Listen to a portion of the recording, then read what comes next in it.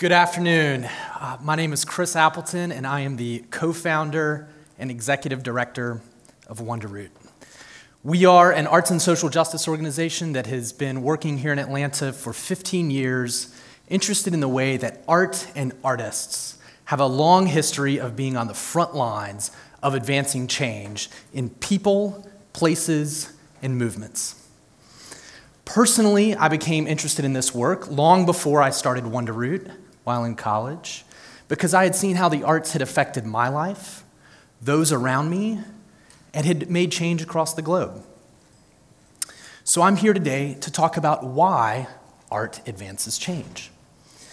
This image here, featuring Tommie Smith and Juan Carlos, the 1968 Olympics, many of you may be familiar with this image, took the world by storm in the heart of the civil rights movement in America in the 1960s. And it was this image, this artwork, this photograph, and images like it shared through media across the globe that contributed to a shift in how we viewed civil rights for people of color here in the United States. So before I get into why art advances change, I'm going to talk a little bit about some reasons that people want change in the first place. Some social change theory, perhaps, that we've developed, and how the arts engage with that across the globe and here locally. This image here, this painting, Guernica, by Pablo Picasso, painted in response to a bombing during the Spanish Civil War, speaking to the chaos and violence and suffering that people experienced. But why do we want change? Yes, we are all altruistic. To varying degrees, everyone has bones of altruism in their body. But a big reason that we want change, that we want social change, is that it's actually better for ourselves and for those that are closest to us. And that plays a big part of why we call for change.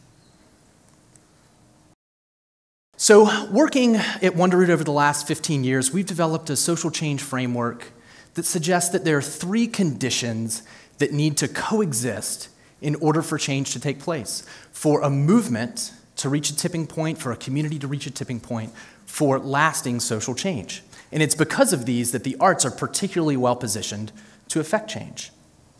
And those 3 conditions are a shift in public discourse, a shift in public policy, and personal transformation. A less jargony way to think about that is how we think and feel, what we say, and what we do. And when those 3 conditions coexist, movements are ripe for change. So this next image here, raise your hand if you have seen this image or are at least familiar with images like it. Photographs like this in the 1960s, this is a photograph on Beale Street in Memphis, Tennessee in 1968 with the National Guard. Photographs like this propagated through media across the country, art affecting public discourse. And it is in part because of this shift in public discourse that we had change on the public policy stage for civil rights. Raise your hand if you have seen the film Blackfish. This is a more recent work of art, the film, 2014, about this killer whale, Tilikum, and the conditions in which Tilikum's trainers at SeaWorld were engaging.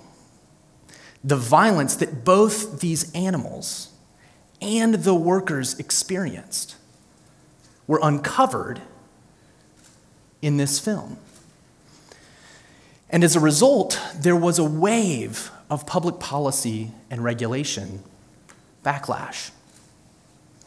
There are both federal and state policy and regulations that emerged as a result, with worker safety, animal safety, and investor protection that happened as a result of this. Again, film, art affecting public policy.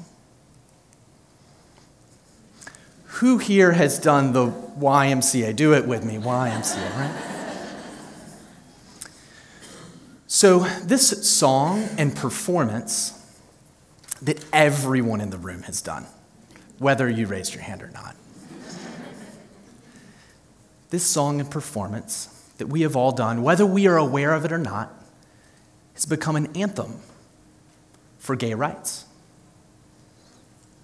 And by participating in this, we are, whether we know it or not, showing solidarity for people in the LGBTQ community and ourselves transforming internally in our compassion for other people not like us.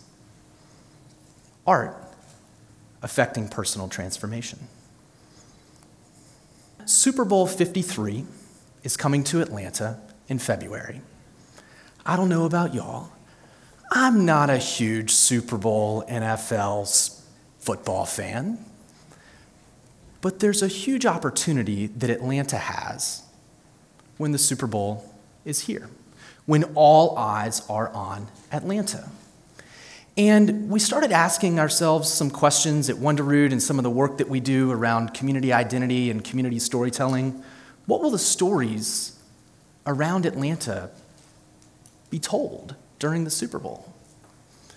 And we began pulling on that thread, and some people started, Atlanta has this amazing legacy around civil rights, around movements for justice and equality.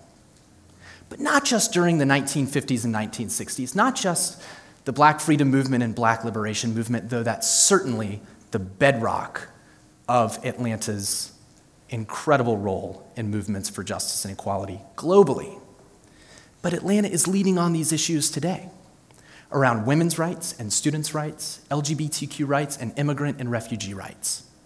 So what if we said, let's use artwork in the public realm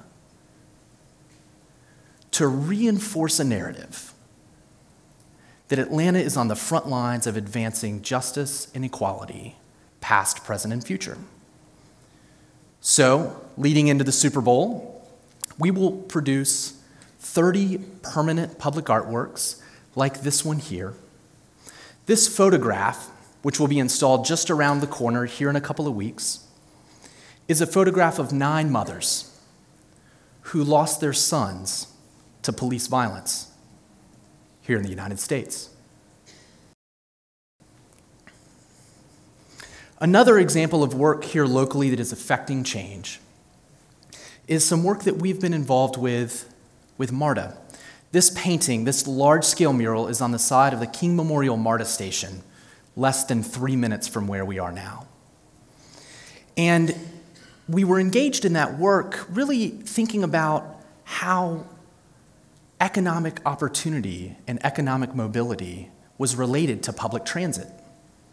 And with this painting, with this artwork being just down the street from the King historic site, Dr. King's birthplace, there was some real question of how we would incorporate Dr. King's legacy into the artwork. And the artist, Fahamu Piku, is a remarkable artist that we're so fortunate to work with, said, you know what, I have an idea. Let's take members, residents in these neighborhoods and do a photo shoot. So we actually got one of those trampolines, an exercise trampoline, and put it in a photo studio and had members of the neighborhood jump on this trampoline and jump up and do this image that you see here from this gentleman. This gentleman is actually a resident in the neighborhood where this mural is installed. Because young people in the neighborhood were saying, we need new imagery to honor our past as we begin to think about our future. And of course, old-timers in the neighborhood said, but this is Dr. King's neighborhood. How are we going to honor Dr. King? And so the artist said, let's pull an excerpt from a quote, "Rise above," and include that text in the mural. And that quote reads, "An individual has not started living until he can rise above the narrow confines of his individualistic concerns to the broader concerns of all humanity. And so as I close and invite you all to engage, to get involved, to be purposeful and intentional about how you engage with the cultural community, with the arts here in Atlanta, whether that is in your home, whether that is in your schools, whether that is in your places of worship or in the community at large. Engage in ways that are meaningful to you, the issues that are meaningful to you, but think about how those artists that you are supporting, those institutions that you are supporting, are affecting shifts in public policy, public discourse, and personal transformation. It is an opportunity for you all to show up and rise above.